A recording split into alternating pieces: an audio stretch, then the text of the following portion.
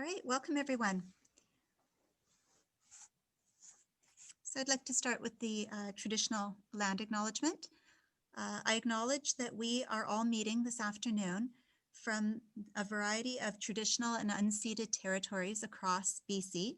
I'm currently on the traditional and unceded territory of the Cookite First Nation here in New Westminster, and I am very grateful to be able to work and learn here on this territory. If you'd like to take a second to very quietly think about the territory that you are on.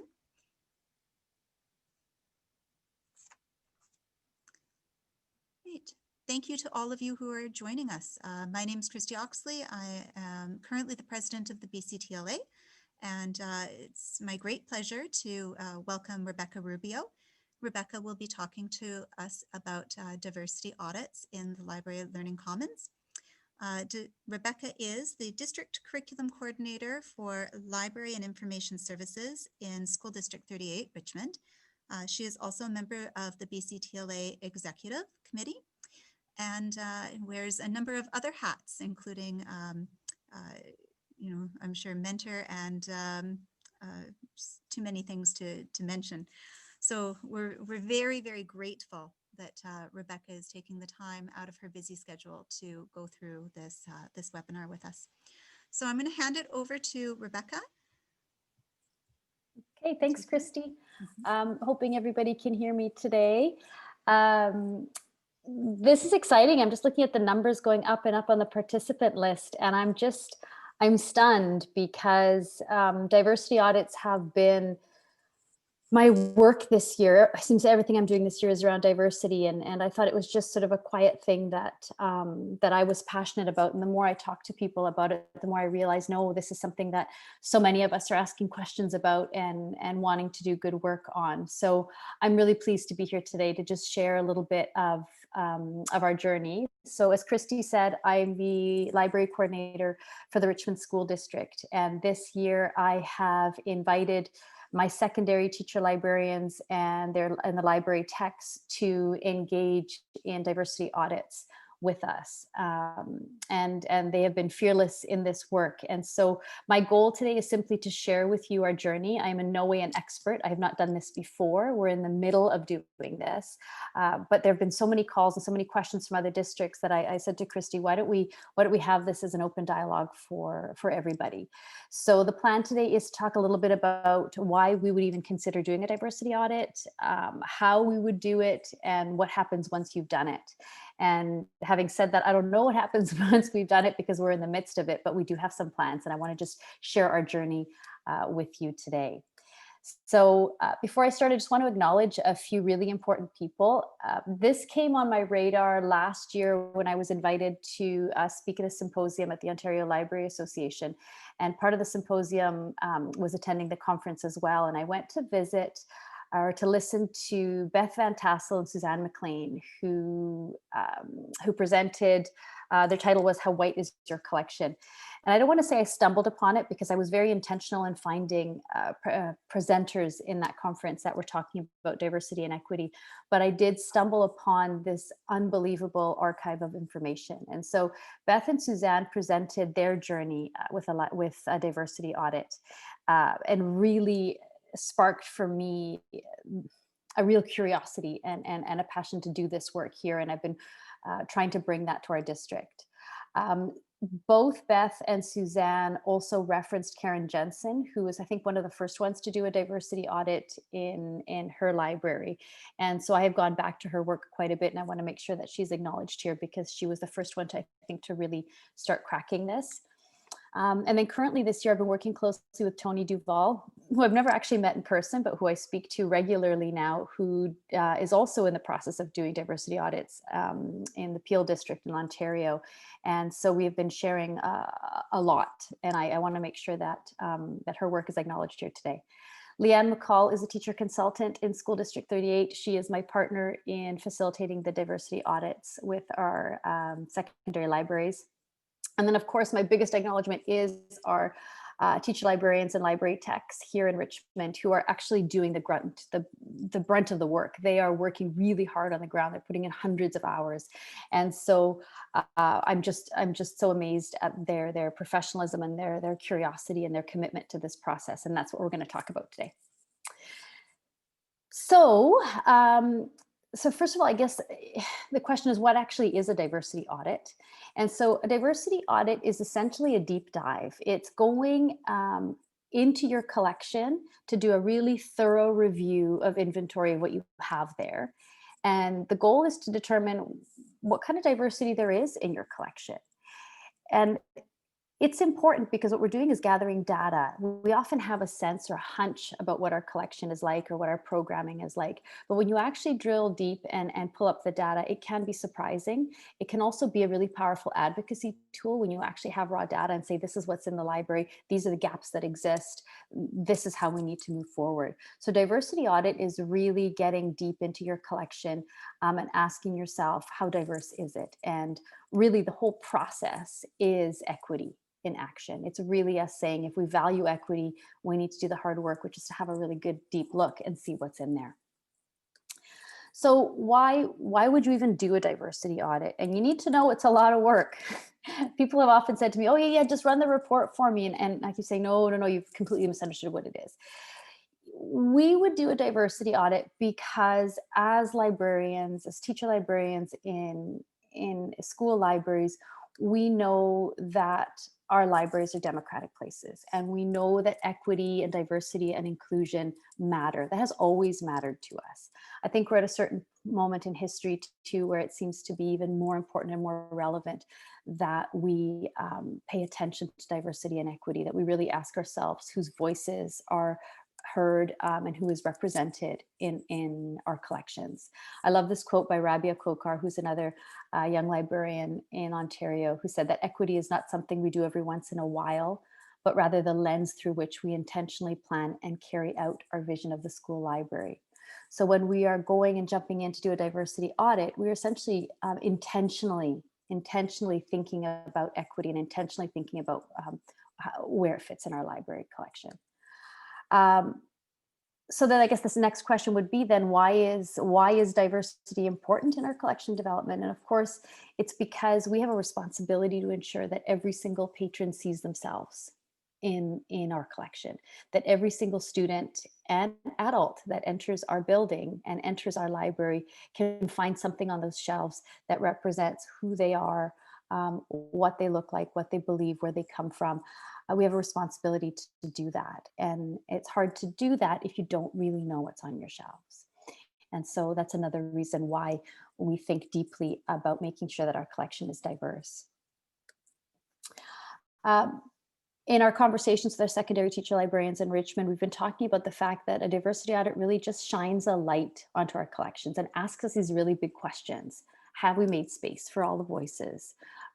Do we include underrepresented populations? And do our collections reflect our current context and time? And that's a really important piece, because everybody's diversity audit will be different dependent on where they are, who their kids are, who their community is. What you're looking for in your collection might be different than what someone else is looking for in their collection.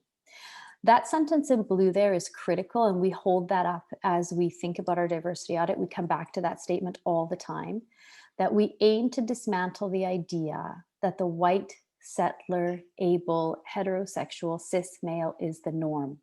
In other words, do we have books that represent something other than this supposed norm? Do we have books that represent something that is not white or settler, that have different abilities, and so on and so on?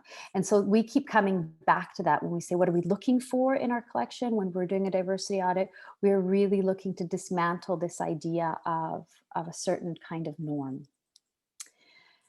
As we're working, we're constantly having to remind ourselves of our purpose. Whoops. Because it's sometimes easy to lose sight of it. Our purpose is to think critically about equity and diversity and representation. Our purpose is to get a snapshot of our collections so that we can guide our collection development moving forward. The key piece here is we're getting a snapshot. You are not doing a full inventory of every item in your library. That's an unrealistic goal, but you're trying to get a snapshot to understand to what extent is there diversity in your library, and then to what extent do you need to think looking forward of what gaps you need to fill. I need to say that what we're discovering really is that, yes, a diversity audit is equity in action, because the data at the end is one piece, but the process is so, so, so important. And I'm very leery when I get calls from companies saying, oh, we can do a diversity audit for your library. Do you want us to run a report? And I say, it's not a report. This is not about running a report. This is really about deep, deep professional learning. We're working as a team of 22. We have 10 libraries, each with a librarian and a library tech.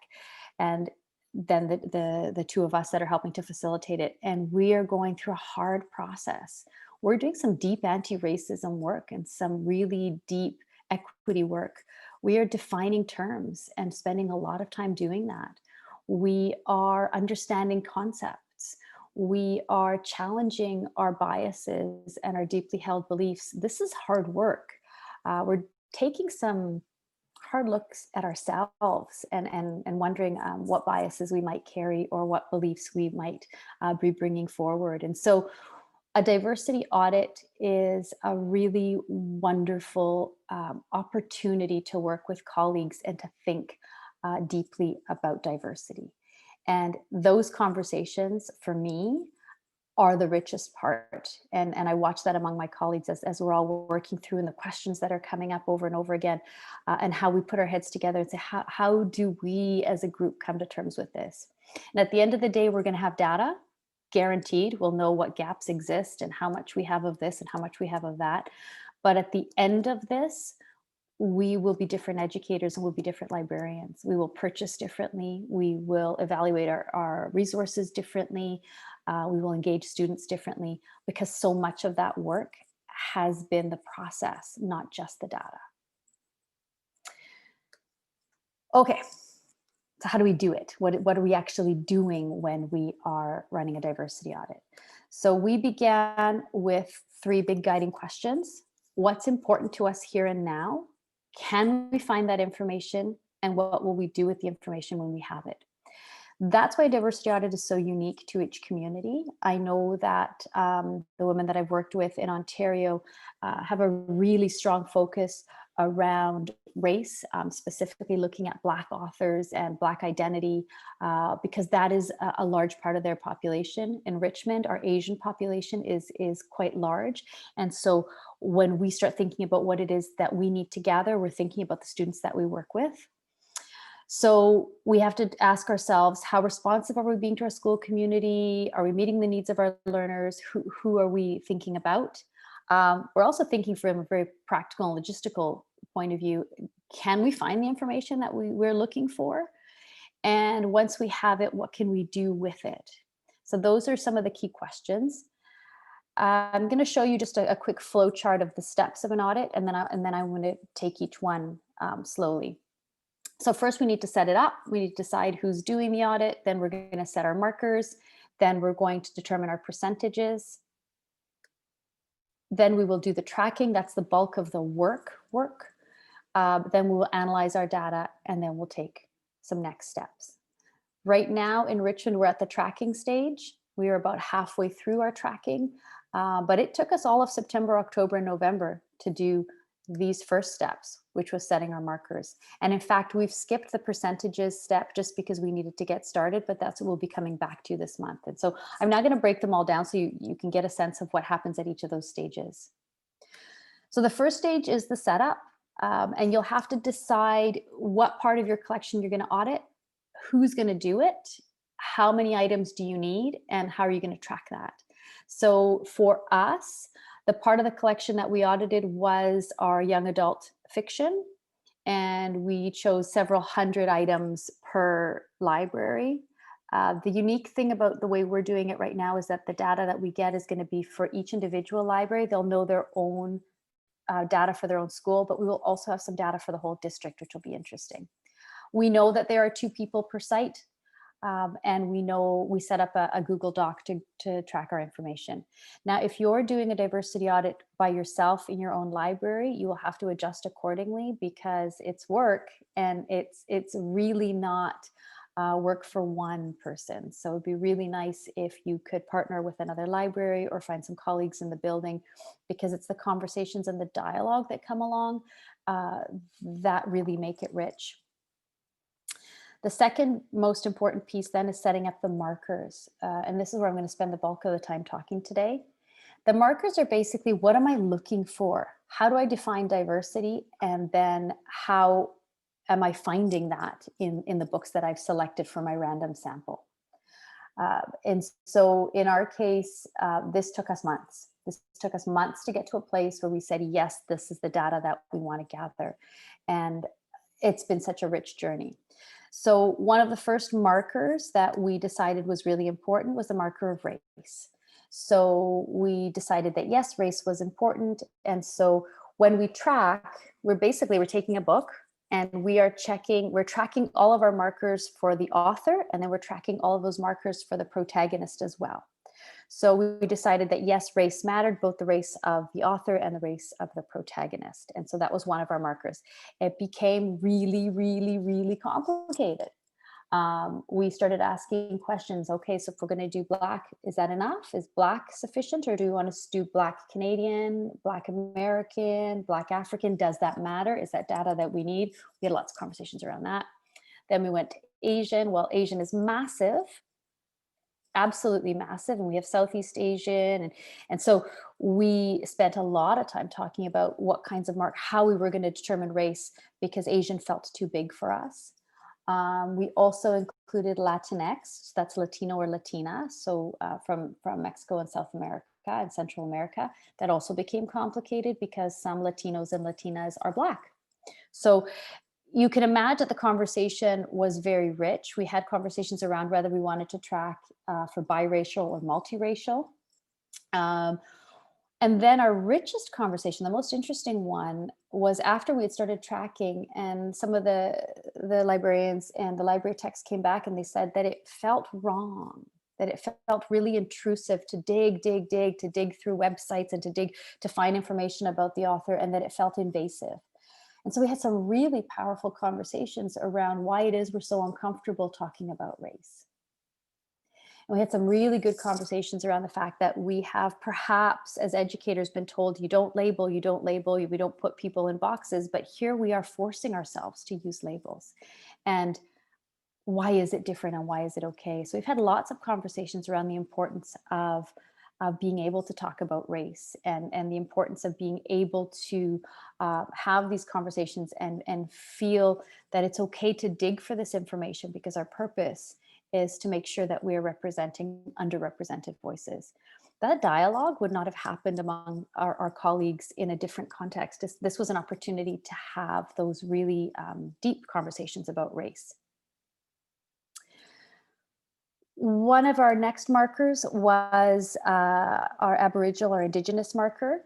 So we called it the settler marker. So we definitely wanted to track how many of our authors and the protagonists were Indigenous. And for our purposes, we had two markers. We had Indigenous Canada and Indigenous World, because we did want to make sure that we tracked both of those to see where they were. Even then, there were lots of really strong questions. There were some questions around, for example, if there's an Indigenous group that's American but very close to the Canadian border, aren't those artificial borders? Is that really? So we started to have really good conversations around indigeneity and land, and again, opportunities to have conversations that we might not otherwise have had. We also included own voices as a marker. So own voices is a term that was coined by Corinne Duvy. I'm not sure if I'm pronouncing that correctly. And it basically means that we're allowing authors from marginalized or underrepresented groups to write about their own perspective. So this is in response to appropriating other voices. So as we're tracking a book and we're identifying that perhaps the protagonist, let's say is on the autism spectrum, and the author was also on the autism spectrum, then we're marking that as own voices because it's an authentic experience from by the author, and it's being reflected in the literature as well. So own voices is something that we're tracking as well, just to see to what extent. I mean, it's another way of saying authenticity. How authentic are those resources? We did exclude gender from our own voices determination, because otherwise that would completely water down our data. That meant if a female was writing about a female protagonist, we would have automatically checked it as own voices, and that would really dilute our data. So we kept gender out of own voices. We then again had some really fabulous conversations around gender and sexual orientation and gender identity. So for gender, we went on one of the district surveys, which had identified he, she, and they as gender pronouns, and that's how we are tracking. So we're tracking both for the author and the protagonist if they identify as he, she, or they. And then we also have a SOGI tag or marker. So that is anytime the author or the protagonist identifies as anything other than that norm, which we identified at the beginning, which is cis and heterosexual. And so again, this has also given us some really fascinating conversations. The most tricky one that we dealt with just a couple of weeks ago, we said that the author is female, identifies as female, but has a partner who is transitioning from female to male.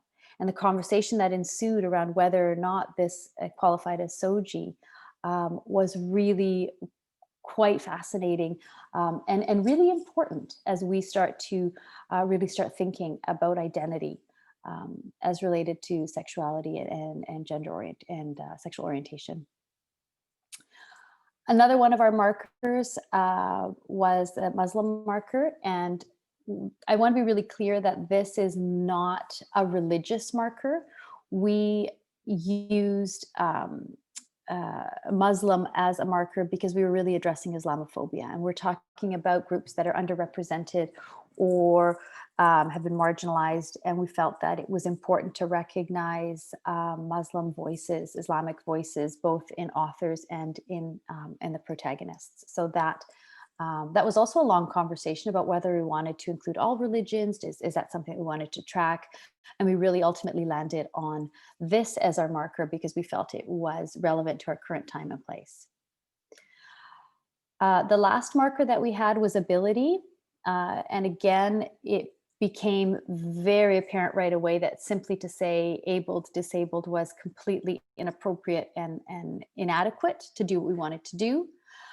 So we started thinking about what about if it's a visible or invisible disability. That became complex. What do we do with addictions? What do we do with chronic illnesses? What do we do with allergies? What do we do with mental health or neurodiversity? We had some really good conversations around ability. And I think that this, again, this kind of work helps us to define really some important terms. So we landed on physical disability and an invisible disability. Now, I don't know if these are perfect markers, but that's where we landed because it allowed us a place to at least begin to track. I should say that these are not perfect markers, and there's never going to be a perfect marker. These are the ones that our dialogues and our conversations took us to. And in Karen Jensen's report, and I alluded to her at the beginning, she presents so many other markers.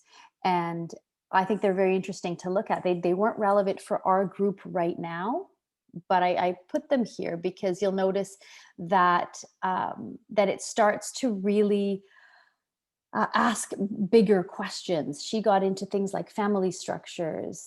She talked about refugees and new immigrants. She also had as possible markers, and I'm sorry, I know it's tiny. I just wanted to get it all into one slide here. She talked about homelessness and the question of class or socioeconomic status, and so on and so on. And you could see that you could go in many, many different directions. I'm only sharing the markers that we picked because they're the ones that worked for us, and that seems to be the data that we want to gather. But keep in mind that your audit is whatever data you feel is important for you to track. So that's the big step number 2, which is coming to terms with what is important for you. What do you want to find out about your collection? Once you've done that, you need to set your percentages. In other words, you need to say, what are we aiming for? And so we haven't done this. We had to skip this step for a multitude of reasons. We're coming back to it. But then you have to ask yourself, okay, so where do we get these percentages from?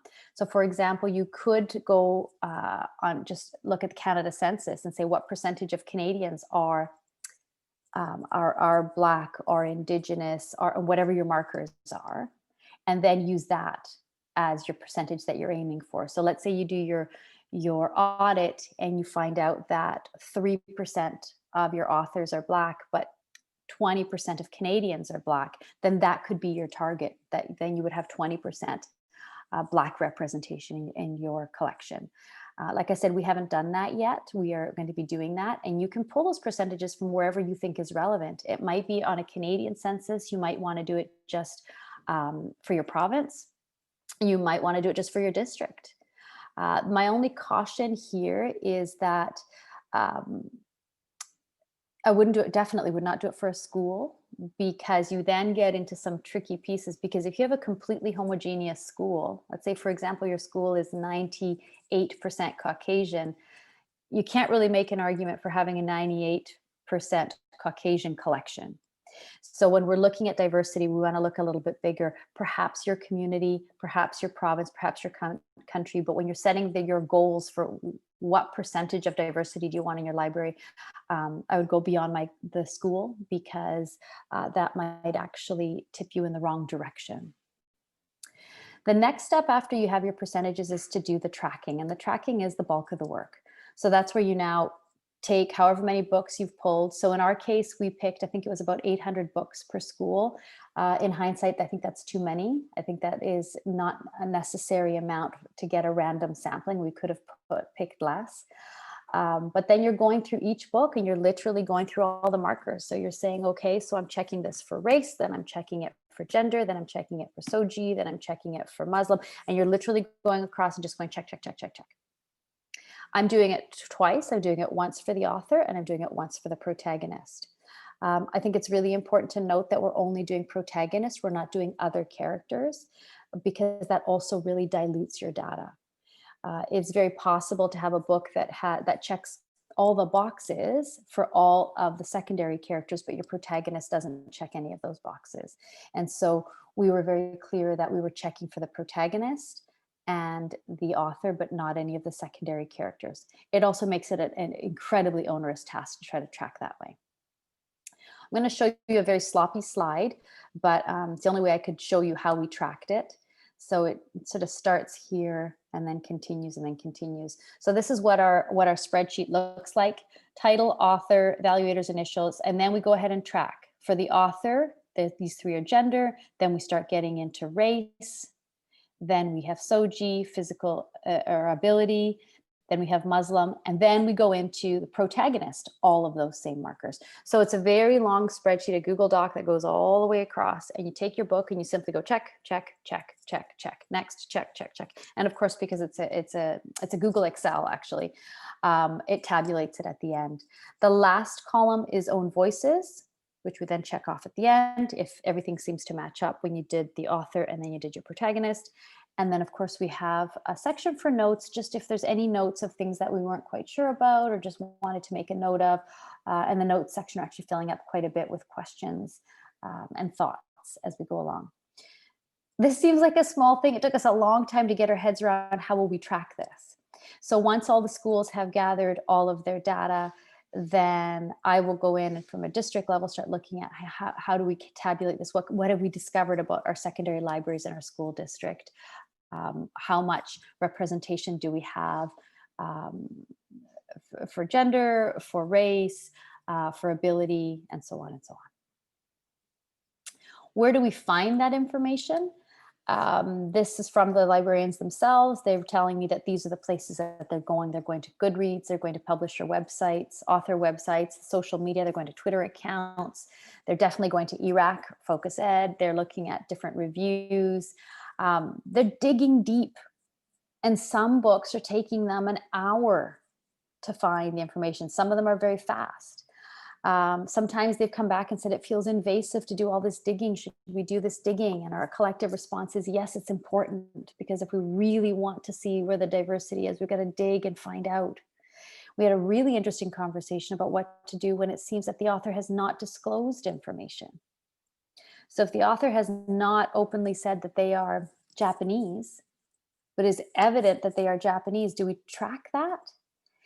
And one of my colleagues had such a wonderful response, and she said, for a lot of people, it hasn't been safe, or hasn't been a proud moment to disclose that you are Japanese or Indigenous or gay or whatever it is, because we're dealing with, in many cases, underrepresented and perhaps marginalized groups. They maybe are not self-disclosing information for fear or shame or many other things. So we had some really important conversations around why that is. And we also had an interesting conversation around why it is that someone who's Caucasian does not ever say that they are Caucasian. They don't see themselves as having race. So I know I keep harping on the fact that our conversations are rich, but I think that that's where I find that the tremendous strength in this is in our equity work. We're in the midst of this. We're about 2/3 of the way. When we're done, we will get our data, imperfect as it is, because we know it will not be perfect data, and we will start to analyze it and examine it. Are the results close to the diversity percentages that we set out? Where are the gaps? What stands out? What do we see now in hindsight that was perhaps problematic? What are we going to do with this information now?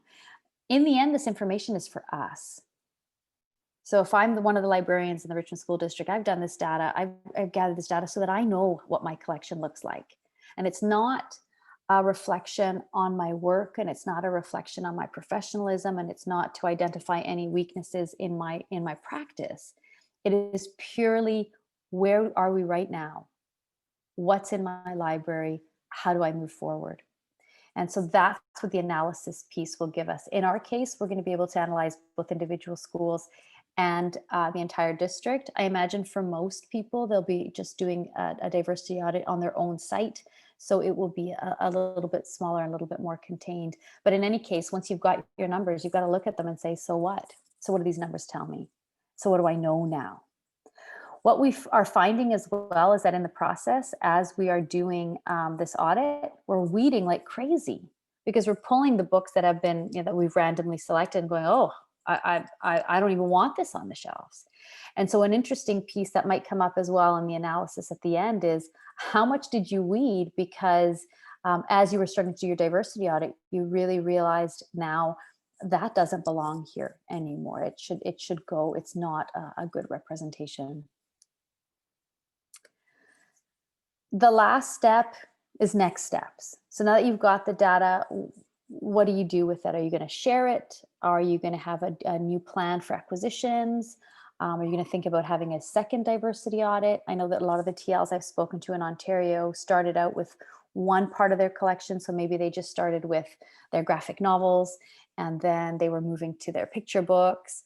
Others have said that they only did a certain year gap. So they only did, like, let's say from the last 10 years, because they figured everything before that would not fit the diversity audit. So sometimes thinking about it would be like, what do we want to do next in terms of, do we audit a little bit more? How do we share this information? What does it mean? Can we use it for advocacy? Can we use it to advocate for more funds? Can we use it to advocate in other ways? So our next steps probably, and again, I say this probably because we're still in the midst, our next steps will likely be some form of sharing, whether it be with our staff, other TLs, the district. It will definitely change our purchasing. I know that already. I already see our teacher librarians purchasing differently, because they've got different things on their radar now. Some of them were saying that moving forward, they're going to involve students more in their book selections, because it is ultimately the students who they are reaching to make sure that they have proper representation. They're weeding now, and they're going to weed more as they move forward.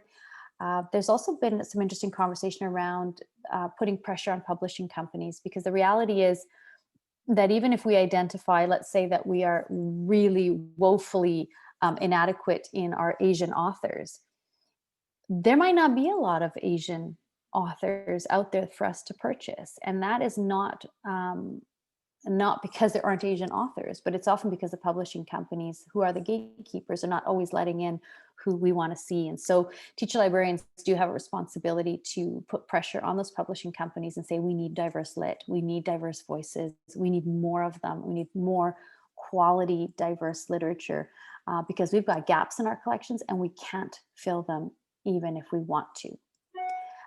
So that's another interesting piece that's going to perhaps shape what we do next.